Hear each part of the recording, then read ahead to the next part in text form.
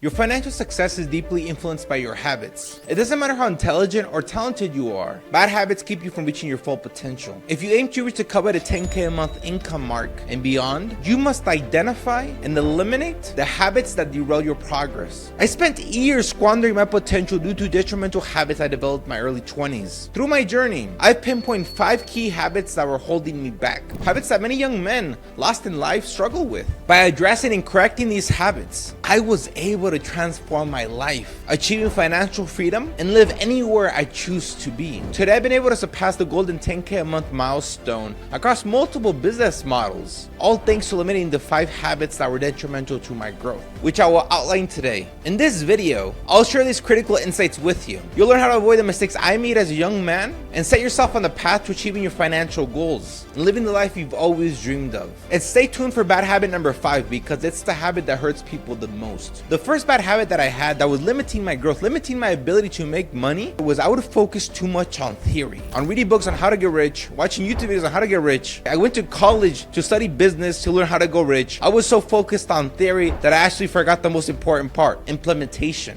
I was more focused on theory than action. The most important thing is action. Going out and actually calling people, cold calling people to get people in your business, building the actual business out. That's what you'll learn way more, way faster than a book will ever teach you. You see, the problem is, like many young adults, okay, I went to college. I really didn't know what I was doing, but I was like, I'm gonna go study business because I want to be rich. Okay, I think that's the goal for many young men. In college, you spend too much time consuming information, consuming books, consuming theories. We take tests, right? We're top of professors. We do our homework. We get A's. We get a false sense of accomplishment. Okay, because these professors, they're telling us we're doing good on our paper. We're doing good on our exams, right? We get those A's, and these A's gives us a false sense of accomplishment. And I know my situation isn't unique. Even if you didn't go to college, a lot of you young men, right, that want to do something with your life. You want to get rich? You want to build a marketing agency? You want to build a dropshipping business, an Amazon FBA business? You're probably on YouTube, right? Watching those YouTube marketing gurus, these YouTube dropshipper gurus, right? You're down this rabbit hole watching their content all day. Or maybe you're watching motivational content, right, to help you have the right mindset to build a business. But you're down this rabbit hole. It's an endless rabbit hole. It's only giving you a false sense of accomplishment. By watching these videos, it gives you like a shot of dopamine. You feel like, okay, the more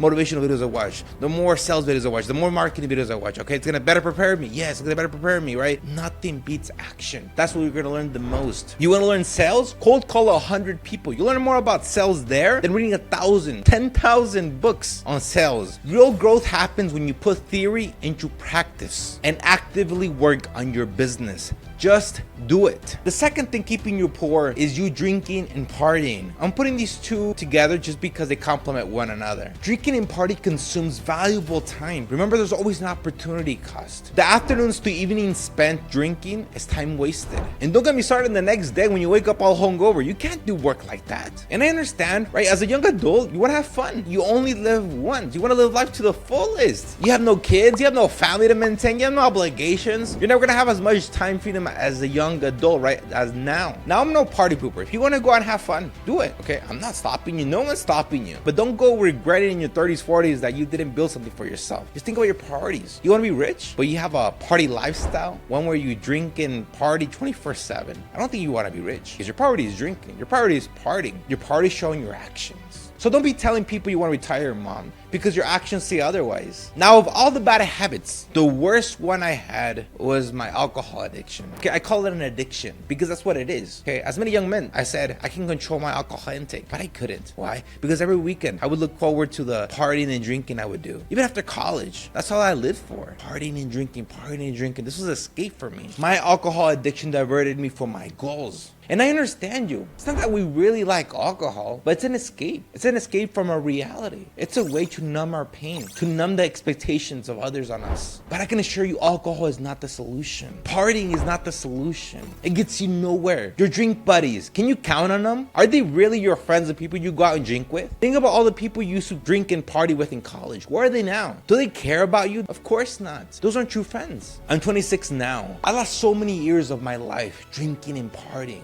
that has led me nowhere. The money and time I used in drinking and partying could have been used to build my future up. I regret that so much. That's the thing I regret the most, ever drinking alcohol. The party, not so much. I met a lot of cool people. Now, I'm not telling you to stop drinking alcohol forever. All I'm saying is right now, make something of yourself. Eliminate distractions, eliminate alcohol, eliminate partying. That's not gonna take you nowhere right now. Instead, hold that time and money, invest it in yourself, build skills, build your business up. And once you make something of yourself, then you have the privilege of drinking. And when you drink again, in the near future, when you made something of yourself, when you retired your mom, you're gonna drink with high-level people like you, a different flock of people. And these are the type of people you wanna be friends with. I've been sober for 1.5 years. Best thing ever. I've gained clarity and productivity, and I feel sharper than ever. The third bad habit keeping you poor is pursuing girls, hookups, pursuing multiple girls at a time, going to the clubs, banging chicks, going on Tinder, going on Grindr can be a significant distraction and involves time, money, and emotional energy that could be better spent on building your business, building yourself up. And look, I've been there, right? I understand hookup culture because I used to be like that. A couple years back when I was living in Hong Kong, China, it was my first time out of the country, okay? And I encountered a whole bunch of foreign girls there. I was able to meet people from Korea, from Japan, from China. I was excited. I made it a goal that every weekend I would meet up a new girl, okay? I would make it my goal to make sure that the date ended successfully. It was like an adrenaline rush for every new girl I got. So I understand why is it that young men, I guess, fall into this trap of wanting more and more girls. It's a thrill of conquering a woman. But the thing is, this is an endless void because no matter how many girls you sleep with, you can never be fulfilled. You're spending money on these dates. You also got to take into consideration the time you're investing, right? If you're going on multiple dates a week with multiple different girls, right? Just a time commitment you have to put just to be able to manage all these girls. It's a lot of time. And the problem, guys, is that you're being driven by your second head, okay? By lust, okay? You're seeking temporary satisfaction, but you're sacrificing your long-term goals. And this is something I regret because I lost so much time pursuing hookups. I'm gonna be honest with you, I don't remember a lot of the girls. I don't think there was ever a meaningful conversation. So I look back and I'm like, what the hell was I doing? I do want to say that on top of a young man being very lustful, right? Because their hormones are at their peak, but also they're easily influenced. These young men are easily influenced by these high-level individuals, right? For example, Dan Bazarian, Andrew Tate, right? These people that already made something of themselves. And these people that made something of themselves, you see them with a whole bunch of women and they tell you, oh, once you get rich, okay, I have this girl, I have this other girl, I have this other girl. You sleep with many women, it's fun, it's beautiful, okay? And as a young man, you're influenced, right? You're easily manipulated. You think, okay, that's a lifestyle I should live. And because you're a horny bastard as a young kid, okay, that's all you crave. But I want to remind you, they're another level than you, okay? These girls came to them. They didn't have to fight, lose time. And if they lost money, very minuscule, okay? Probably a 0.0001% of the net worth. When you go on a date, that's 20% of your net worth. And also, you're the one pursuing the girls, not them pursuing you. Right now, focus on building yourself first. If you're really horny, you need something to vent your lust with and get yourself a girlfriend. The fourth habit keeping you poor is hanging out with the same people you grew up with. I made a lot of good friends in high school and college. People would hang out after school and on the weekends, right? People would hang out with 24/7, right? Best friends. But I no longer hang out with 99% of the people I interacted with growing up. Why? Because they're in a different position than I am. Okay, they have a different mentality to life. A lot of my friends, they already have a family. They have kids. They have a 9 to 5. Nothing wrong with that, but that's not a life I wish to have right now. Right, I'm in a building phase. I want something more. While I deeply value my friendships growing up, continuing to spend time with them would mean being influenced by their lifestyles, which don't align with my ambitions. If you want to be rich, you want to make money, you want to make something for yourself, you got to hang out with like-minded individuals. And I know it sucks. Maybe you have a lot of friends that you enjoy, that you adore, your ride or die buddies. As painful as it can be to distance yourself from old friends, it's crucial for personal growth. Because remember, the people you associate yourself with can greatly impact the trajectory of your life. If you're constantly around conversations that you find dull, constantly around people who don't inspire you, who don't push you to strive for more, you may find yourself stagnated. Your network is a reflection of your potential. Choosing to align with those that inspire you and challenge you is essential for growth and success. Look, it's not about dismissing old friendships. I'm not telling you to tell your friends to screw off. You can hang out with them once in a while. Whenever you're in town, watch a movie with them, right? They can be your lifelong friends. What I'm saying is it's important to expand your group of friends with people that support you, motivate you, challenge you so that you can achieve your goals. The fifth bad habit keeping you poor is staying in the same environment all your life. Now this complements bad habit number 4, right? Of staying in the same circle of friends the rest of your life, right? It's important to leave your comfort zone, to expand your group of friends, right? With people that actually support you, challenge you, inspire you, okay? But it's also important to change your environment as well, okay? Because if you're in the same environment the rest of your life, it might also stagnate you. Why? Because the environment you live in profoundly impacts your aspirations and drive. I grew up in Des Moines, Iowa. There's not much going on over here. It's all corn, and it's not like in Miami where there's job parties every weekends, or in LA where there's massive influencer events. There's none of that going on here in Iowa. It's very calm. It's very quiet.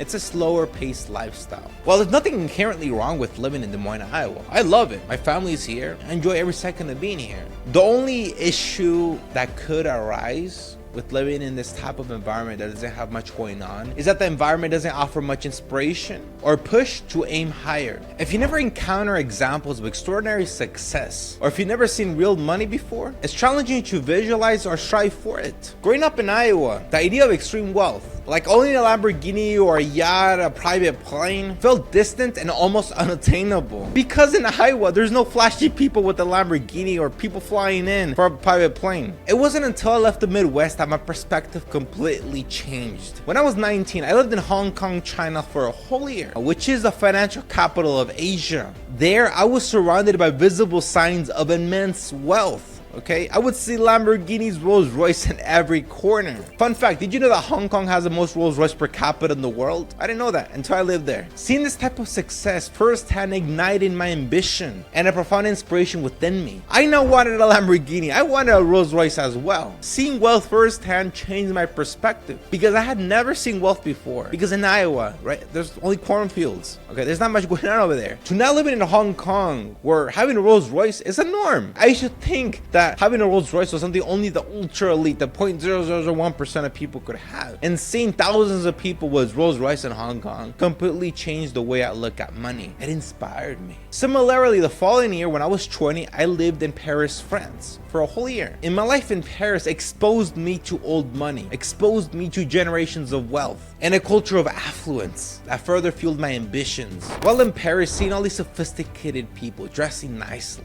having great manners, seeing old money, it further fueled my ambitions to want more, to want money. I came back to USA a completely different person. Okay, growing up, all I ever knew was corn, because that's all you can see in Iowa. That's all you could visualize. But having spent many years abroad, seeing money firsthand made me a complete new person by the time I came back. I didn't look at life the way my friends that never left Iowa did. Returning to the USA with these newfound experiences gave me a newfound determination and drive. The environment I faced abroad changed me, revealing what was possible and motivating me to push beyond my previous limits. Had I never left Iowa, I might have settled for a more conventional, less ambitious path. Changing your environment can be a powerful catalyst for your growth. It exposes you to new opportunities and perspectives, igniting a drive to achieve more. Now, I'm not preaching to go out live in Asia for a year or in Europe for a year, okay, if you want to change your view on money. If you live in the USA, you want to see money? Go to Miami. You're going to see yacht parties every weekend. You're going to see Ferraris, Lamborghinis, Bugattis being driven. You want to go to Miami? Go to New York City. Okay, you're going to see a bit of old money,